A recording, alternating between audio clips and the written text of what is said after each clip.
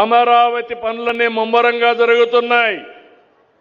మన పిల్లలకు ఉపాధి కల్పించాలంటే మీరు ఇక్కడ చేసే ఉద్యోగాలే కాకుండా అక్కడ ఉద్యోగాలు కల్పించే దిశగా ముందుకు పోతాం. ఆ ప్రాంతాన్ని మీరు గుర్తుపెట్టుకోవాల్సింది 2028కి ఫేజ్ 1 పనులు పూర్తవుతాయి. ప్రపంచంలోని ఒక సుందరమైన నగరంగా అమరావతిని తీర్చిదిద్దే బాధ్యత మేము తీసుకుంటాం. విశాఖపట్నం వస్తుంది, అమరావతి వస్తుంది, తిరుపతి కూడా డెవలప్ చేస్తాం. అక్కడ వెంకటేశ్వర స్వామి ఉన్నాడు.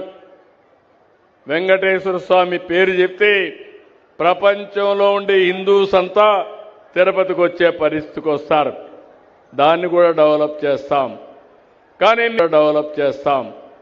కానీ మీరు పదే పదే మా మిత్రుడు పవన్ కళ్యాణ్ గారు చెప్తా ఉంటారు, రాబోయే 15 సంవత్సరాలు ఎన్డీఏ ప్రభుత్వం ఈ రాష్ట్రంలో ఉండాలనేది ఒక ఆకాంక్ష.